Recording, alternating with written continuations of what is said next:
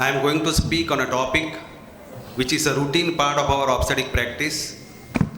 Though there are so many myths, misbeliefs, and so many different practice across India,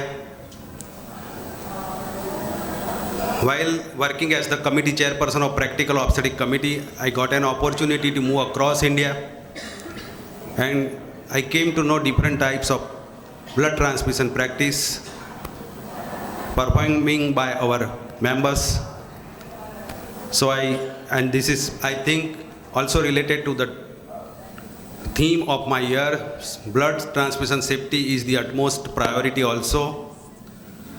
One of the agenda of theme for this year, FOXI, is safety first, in which for the safety of our members, I also want to work on improving infrastructure, and this is also one part of improving infrastructure. So I thought this is relevant to the topic of today's conference as well as FOXI's theme, and it is very useful, and in our practice, we routinely practice in our day-to-day practice, so I selected the topic.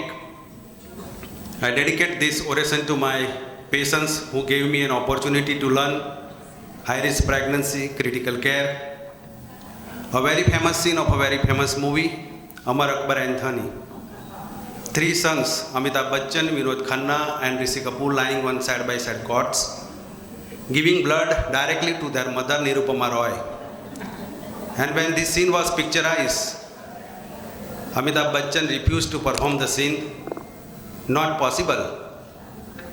Manmohan Desai, director, requested, urged, and then Mr. Bachchan became ready to perform the scene. But the important and interesting thing is, when this movie was in the theater, this scene received maximum applause from the audience.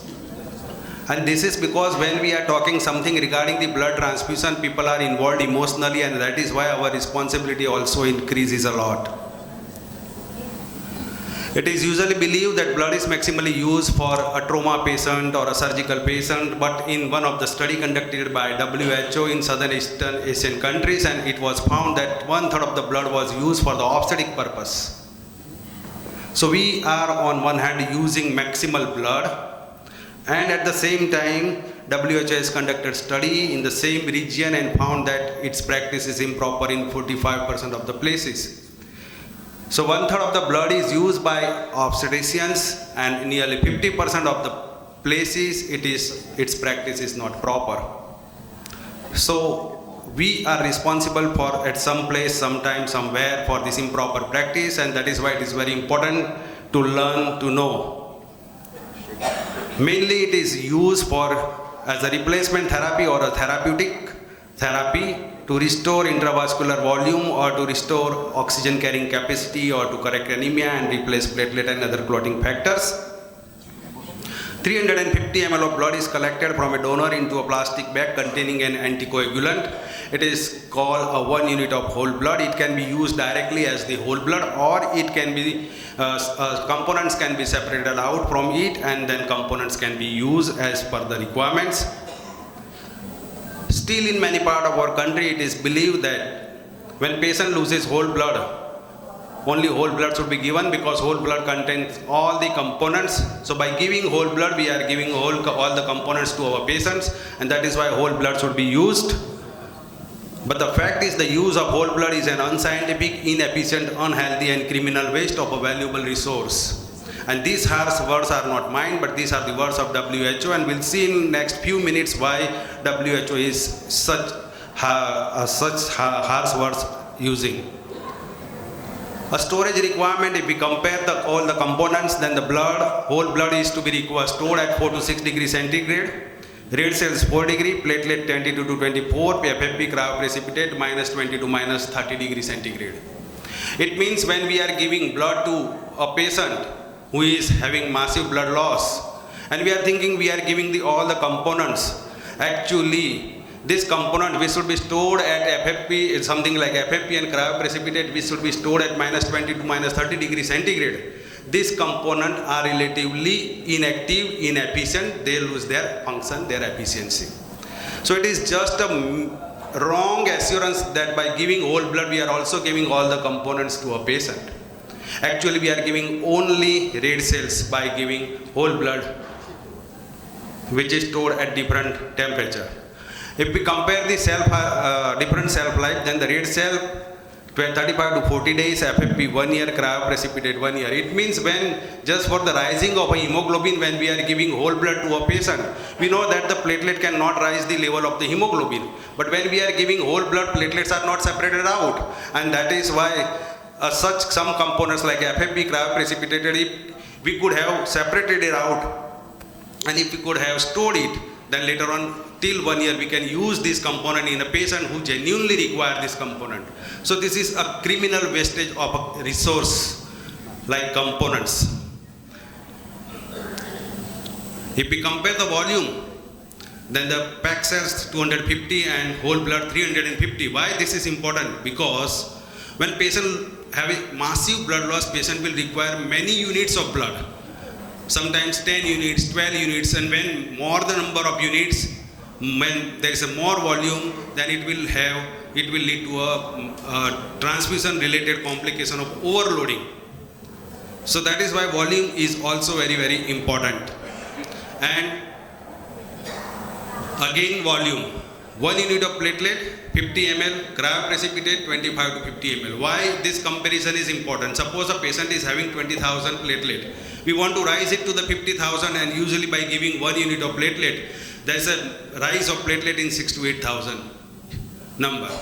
So we may require 4 to 5 units of platelet in such patient.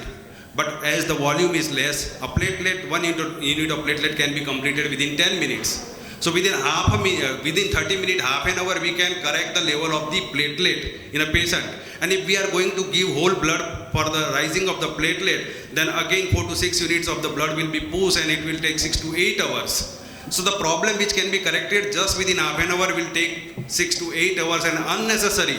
Because of these problems may develop many complications like DIC. Many times it is not an obstetric DIC but man-made DIC because of the improper practice by us. So we should be very much careful while using, when patient is having massive blood loss, we cannot use anything at any time like whole blood. So again, this is very important, the comparison of the volume. Just think logically, when patient is having massive blood loss, what will happen to a patient? Patient will develop 4 types of problems: hypovolemia, hypoxia, clotting factor deficiency, and platelet deficiency. And the solution of all these 4 problems are different. For hypovolemia, we require plasma expander. For hypoxia, we require packed cells. For clotting factors, we require FFP cryoprecipitate. For platelet, we require platelet. But what we are doing? For all these problems, we are giving just whole blood, which contains only RBCs.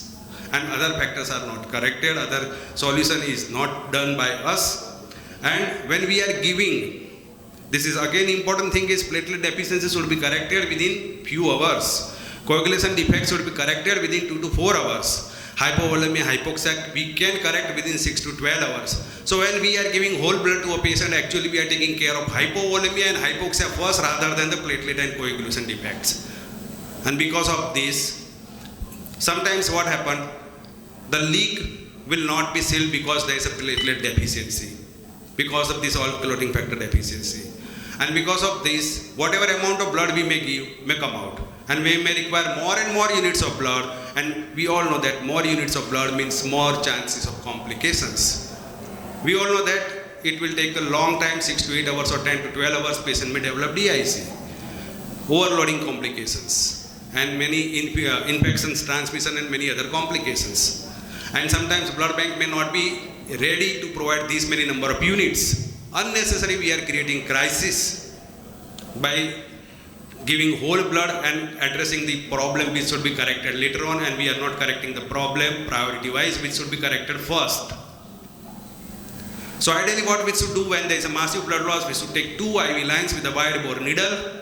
In one line, we should immediately give cryoprecipitate platelet if it is required, because platelet, we can come to know count of platelet count within 10 minutes. Now CBC is very simple to do with electronic methods available, and within 10 minutes our laboratory can tell us what is the level of the platelet.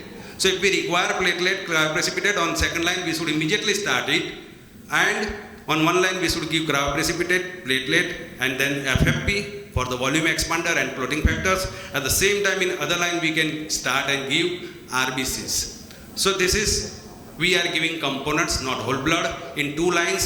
At a time, we are simultaneously correcting all the problems, and because of this, we are taking care of complications, we are decreasing the number of units, and we are also addressing the problem priority wise, and sometimes we may save the patients from developing many complications, life-threatening complications like DIC. So this is known as the rational use of blood. It is to give blood as a right product in right dose at a right time for the right reasons, and there is, in modern obstetrics, we can say there is now no role of whole blood unless and until there is non-availability of component, because still in 50% part of our country, components are not available. I am surprised why this is, because when Havmor ice cream can reach to each and every corner of our country, why components can be reached? We do not require a facility of separation at a rural or remote place. Even Mumbai can, in a laboratory which is in Mumbai, can separate the component, can transport the component, can be stored at remote places surrounding the Mumbai. So for rural or remote area, we do not require a facility of separation. We just require a facility for the storage, and somehow it's because of the priority and understanding and demand not by us, this facility is not generated or developed in our country. So from now onward, we should always demand for the component, so that if we start to demand component within 6 to 12 months, it will become available in many parts of the country. Since 20 years, last 2 decades, across world, all the developed world usually not using blood, whole blood, they are using components. So we are running 20 years behind them. So another important thing is, what is MTP? MTP means massive transfusion protocol. It means when patient loses whole blood, there's massive blood loss, patient will require massive transfusion, and the protocol, the principle of MTP is treat aggressively to prevent refractory coagulopathy, begins with resuscitation immediately and with blood product as soon as possible. And when there is a massive blood loss, usually patient may require minimum 4 units. So it is usually as per the protocol given in a ratio of 1:1:1:1:1, 1 unit of RBC, 1 unit of FFP, 1 platelet, 1 cryoprecipitate. So with the first sign of massive blood loss, we should ask our blood bank to be ready with this support of 4:4:4 or 6:6:6. Some of the institutes are following principle of 6, some of the institutes are following principle 4. But basically in both the principle, ratio is 1:1:1:1:1. So we should immediately ask our blood bank to be ready. We should counsel with the patient that we may require this many number of units and components to save the patient. And the guideline it is guided, the therapy is guided by the laboratory assessment. Platelet count should be ideally raised up to, it should be maintained about 50,000. Fibrinogen level, try to maintain about 150 milligram, and hemoglobin try to keep about 9 gram by this MTP protocol. And as all have discussed since morning, injection tranexamic acid is very, very important. All the guidelines across world and all the studies are suggesting that if tranexamic acid is given in time, in full dose, at the earliest, it can save minimum 15% of the blood loss. A very significant amount of blood loss can be corrected or saved just by giving injection tranexamic acid. So we should not delay in giving injection tranexamic acid until the components are available. Patient may have hypovolemia, and we need to take care of the intravascular compartment. We need to give fluids till we receive the components. So usually these type of patients are in shock, maybe hemorrhagic shock, and because of this, patients may have the hypovolemic shock. There are different 4 types of shock: hypovolemic, cardiogenic, distributive, and obstructive. Usually we are dealing with 2 types of shock, hypovolemic and this is because of the hemorrhage, diarrhea, vomiting, and burns. And distributive shock, usually we are come across with the patient of sepsis. So routinely we come across these 2 types of shocks, and in both the shock, there's increase in heart rate, increase in respiratory rate, narrow pulse pressure, increase in shock index, fall in blood pressure, urine output is decreased, and there is increase in capillary refill time. So what we should do till the components are available, we should immediately, these patients require fluid resuscitation, and fluid resuscitation means to push the fluid rapidly and in bolus. So what is rapid and what is bolus means 500 to 1000 ml of fluid should be pushed within 15 to 30 minutes. This is the rapid infusion and this is known as the fluid resuscitation, and after bolus we should assess the condition of the patient. Previously concept was whether the patient is hypovolemic, euvolemic or hypervolemic, but now the concept is changed whether patient is fluid responsive or not. So the fluid responsive means the oxygen delivery to the tissues should improve after fluid resuscitation, fluid administration, and we should measure this and we should decide our further management according to it. And how we can measure, previously MAP, CVP, everything was used when patient was in HDU or ICU, but now simple methods are there. And this is the leg rising. If pulse pressure is increased more than 9%, is indicative of fluid responsiveness. When there is a collapsibility of the inferior vena cava with inspiration, this suggests patient is fluid responsive. And just by this simple technique, we can come to know that this patient is improving and these are the patients having fluid responsiveness. So which type of fluid should be given to these patients? In our body, it is distributed in 3 compartments. We all know that intravascular, extravascular and intracellular compartment. And we should give the fluid which maintain the balance of all these 3 compartments, and which is the ideal fluid. The ideal fluid should be which is the fluid near to the plasma. If it is near to the plasma, it will maintain all these 3 compartments, balance between all these 3 compartments. And if we compare this is a very useful table. Here we can see that the Ringer's lactate, normal saline and plasma light A. These 3 are the fluid which are near to the plasma. The pH, the calcium level, the sodium level, the chloride level, potassium level are near to the plasma. And there is no role of 5% dextrose. It is only dextrose plus water. Water easily escape to extravascular compartment, so it will not improve the hypotension, it will not improve the hypovolemic status of the patient, and there will be only glucose, which may even lead to diarrhea and can may decrease the volume. So please, there is no role of 5% dextrose in modern obstetric. Please do not use 5% dextrose for such type of patients. So ideally we should use normal saline, Ringer's lactate and plasma light A, but again we should also look at that sometimes when there is a hyperkalemia, Ringer's lactate can cause a problem, and when there is normal saline can also lead to metabolic acidosis if it is used in significant amount. So we should also try to balance normal saline, Ringer's lactate, so this complication cannot occur. So in hypoglycemia we can use 5% dextrose, or there is no role, but we should use 50% dextrose. In hypotension, Ringer's lactate and normal saline. In hyponatremia, normal saline can be used. So the crystalloid and colloids, if colloids do not give any advantage over crystalloid in fluid resuscitation, and we should, and again here this is an interesting table. When patient is hemorrhage, when there is a massive blood loss, patient can have either of these 4 class 1 hemorrhage, class 2, class 3 and class 4 according to the loss of blood loss. But interesting thing is the last is fluid, crystalloid in class 1. In rest of all class 2, class 3 and class 4, usually we require components. And class 3 and class 4, when there is a blood loss more than 1500, we should immediately go for the component. In class 2, still we can use crystalloid till components are available. But again in preeclampsia we should be very much careful because hypoalbuminemia is there and it should not be given more than 100 ml as per the guideline. So we cannot push much fluid in preeclampsia, it may lead to cerebral or pulmonary edema.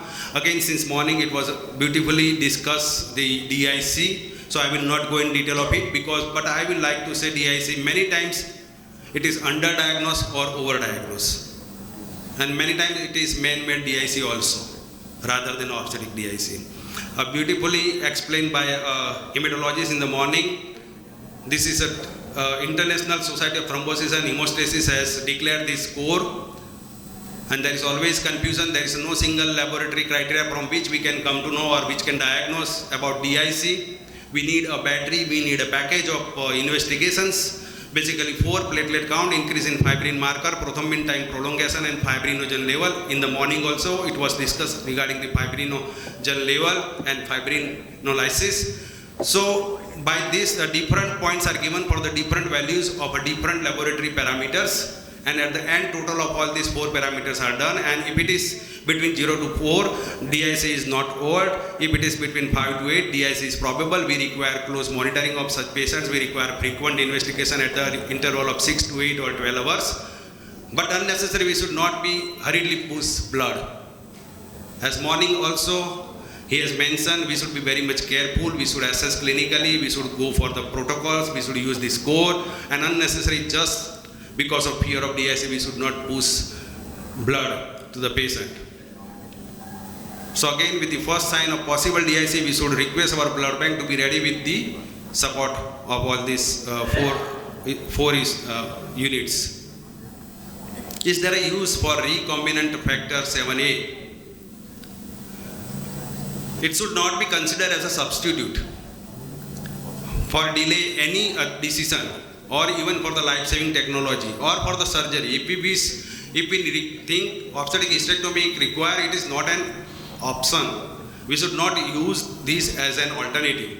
Of course, it has some good results in some of the studies, but again, when we should give, when hemoglobin is above 7, when platelet is above 50 and fibrinogen is minimum above 100, before that we should try to correct all these parameters, and then only we should give, if we wish, to recombinant factor 7A. And one important thing is pH should be more than 7.2, otherwise it will not be that much effective. But it is very costly, it is not available anywhere, but ideally if it is available in all the blood bank or in government hospitals, it will be a very grateful. There is a misconception regarding the choosing donor. Emotionally, patients' relatives are asking us for a relative donor or a friend donor or instead of this voluntary donor. But we should never use blood of a first relation. Siblings should not give blood. Father, mother, brother should not give blood to, or son should not give blood to father. Similarly, sibling cannot give blood. Otherwise, it can lead to a graft versus host disease, which can take place after completion. Up to 3 weeks it can take place, and once if this reaction occurs, graft versus host disease occurs, there is no treatment, 100% fatality. So please never take blood of a sibling or a close relative. The bond that links your true family is not the one of blood. In Bollywood movies, we will heard the dialogue, खून की सगाई है, खून की सगाई कभी काम नहीं लगती ऐसे सिचुएशन में, but of love, respect and joy in each other's life is more important. When patient is having active bleeding, urgently needed blood, relatives again sometimes emotionally, and because of some misconceptions, we are using fresh blood, but fresh blood has no role in modern obstetrics. In old days, our seniors were wise, because during those days components were not available. So they were using fresh blood because they were knowing that the components are still, few of the components are still active for few hours in the blood. To take the benefit of those few active components, they were using the whole blood and the fresh blood. But nowadays, we are knowing components are available in fresh blood. Screening is not possible, and we all know that Treponema can survive up to 96 hours, malarial parasite can survive up to 72 hours. By using fresh blood, sometimes we are transmitting the infections, so we should not use fresh blood. This is the table of Karnataka district, and in which in a single year there were 4 mortality, and all 4 mortalities we can see the whole blood was used, sibling or the close relative give the blood, fresh blood was used. So we should never use fresh blood, we should never take blood from a close relative, we should not stop to use blood, whole blood. So when to give blood transfusion in obstetrics, this is very important. It should never be ordered unless it is worth the risk. It can lead to allergic, febrile and hemolytic complications. It can lead to hepatitis C, hepatitis B, HIV. and it can lead to a fatal complications like acute ARDS, transfusion-related lung injury, multi-organ failure. So all these are very fatal complications. So we should not use unnecessary blood. So when to use, during pregnancy, if it is less than 34 weeks, hemoglobin level is less than 5%. And when patient is having the signs of cardiac failure or hypoxia, we can give blood. When it is more than 34 weeks and hemoglobin level is less than 7 gram, or patient is having the cardiac failure or hypoxia signs, then we should give blood.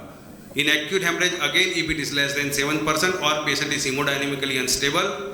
In intrapartum period, again, if it is less than 7% or patient is having the symptoms or history or some cardiac failure or hypoxic signs. In postpartum period, again, if it is less than 7%, and in post-operative period, it is less than 8, and when patient is critically ill or having sepsis and admitted in ICU, less than 9. So these are the level of hemoglobin when blood should be given, or when patient is having signs, symptoms of cardiac failure or hypoxia, we should give blood. Unnecessary, we should not give blood, because there are many other alternatives now available with which we can correct the problem and anemia. Important thing is beta thalassemia is the most common single gene disorder in our country. Over 30 million people carry the defective gene. More than 1 lakh units of blood used every year for thalassemic patients, and if we decide from tomorrow onwards we can eradicate thalassemia from our country. We are the responsible for this, because we all are now asking antenatal profile to all our patients, and there is a CBC report in all the antenatal profile. If just look at the MCV and MCH, if MCV is less than 78 and MCH is less than 27, sensitivity and specificity is 98% and 92% respectively. So for such patients, then we should do counseling, we should ask for, her husband should be tested, we should ask for the thalassemia trait and husband's investigations, and if he is also found carrier, then we should, proper genetic counseling should be done, and prenatal diagnosis should be done, and if required, selective termination of the affected fetus should be done. And by this way, we can also eradicate thalassemia from our country. Is warming of blood required? No, warming is not required. Rather, keeping patient warm is more important. But sometimes when we are pushing blood, at that time sometimes it may require, but if it is required, we should use this blood warmer, which will not allow the temperature to be raised more than 42 degree of blood, and we should never use the hot water for warming of the blood. Is how to monitor a patient.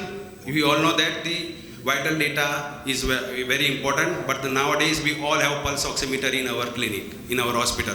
So when patient is on blood transfusion, we should monitor the patient also with the pulse oximeter. It will sometimes give us an early sign about the oxygen saturation, and even our staff member can also monitor the patient. Is calcium gluconate required? No, calcium gluconate is not required with each and every unit. But when more than 3 bags are given to a person in a row within a day, then body may not cope up with the rate of decline of free calcium, and therefore extra calcium is given when it is more than 3 in a single day is given. Otherwise, with each and every unit calcium should not be given. Again, when patient is on blood transfusion, we should not give other medications as well. Unnecessary, sometimes it's a practice when patient is on transfusion, chloroquine is given and many other Avil is given, many other medicines are given, it should not be given. And at the end, I am usually covering safety tips in my all talks. So few safety tips related to blood transfusion. When patient intend to transfuse blood, always take written and informed consent. We have found that in our 70% of our members are not taking consent. Once the matter was in the court and surgeon argued that I took the consent for the blood transfusion at the time of taking consent for the surgery. But then court disagreed with and told that you took consent for the possibility of blood transfusion, but you did not take consent for the additional risk of blood transfusion. So we should take 2 separate consent when we are giving blood transfusion. Always for the safety of ourselves, we should take consent. Always keep cross-match blood ready before performing cesarean sections. Again, this is an observation of a Honorable Supreme Court. So, observation means it does not a recommendation or it is compulsory, but when it is available someone is performing cesarean section in a rural place where blood bank facility is not available, court may grant, but when it is facilities available, court may not grant us. Then it will be depend on the court. Along with measuring vital data, I have discussed about the pulse oximeter. We should maintain proper hydration while patient is on blood transfusion. Otherwise, it can lead to a renal block and transfusion-related lung injury. While performing any obstetrical surgery, please always ask for platelet count, PT and APTT. Sometimes you may come across findings which are not good, and sometimes patient may end up with some complications. Before performing surgery, you have time to correct all these things. So always, if you are going for obstetric surgery, always ask for platelet, PT, APTT. And at the end, before transferring a patient, sometimes if we are practicing in rural area and we wish to transfer the patient to tertiary care center having massive blood loss, usually patients of PPH do not die because of PPH. They are dying because of the hypofibrinogenemia occurs because of PPH. And if we decide to transfer the patient, it will take 20 to 30 minutes for counseling, for calling ambulance, for writing referral sheet, everything. We should not waste this 20 to 30 minutes. Cryoprecipitate can be completed within 5 minutes. Cryoprecipitate do not require cross-matching. It is something like antibiotic. If it is available, we should give cryoprecipitate before transferring the patient. If you give 4 to 5 minutes of cryoprecipitate, patient will reach to tertiary care center in a good shape, where the doctor practicing in tertiary care can save the patient. Otherwise, sometimes patient may die during transportation, or patient may reach to a tertiary care center where doctor cannot help the patient. So this is simple thing by which we can help our patient. This is the consent form for the blood transfusion which I have prepared. If you wish, you can contact me on mail. I will pass on to it. And this is the checklist I have prepared. Again, I am going to publish this checklist on Fox's websites. So you will have this checklist for the blood transfusion. So in conclusion, there is no role of single unit of blood, has no significant therapeutic benefits. Never take blood of first relation for transfusion. Use of fresh blood should be avoided because of the risk of transmission of infections. Whole blood has no indication except when components are not available. Thalassemia screening should be offered to all pregnant ladies. Our ultimate aim is no one should die because of non-availability of the components and blood, but at the same time, no one should die because of the improper or receiving of improper blood transfusion practice. Blood transfusion safety is the priority. It's a red gold, and blood is the most precious thing in this world a human being have. We can save 4 lives at a time. After the ship is sunk, everybody knows how it could have been saved. It is always advisable to keep cross-match blood ready with us, but not to only use when it is indicated. And at the last, which is the base blood is the blood which is not given but ready in our blood bank. Thank you very much for giving me this opportunity. I thank DocMod for taking this educational initiative and Zydus for supporting this educational initiative.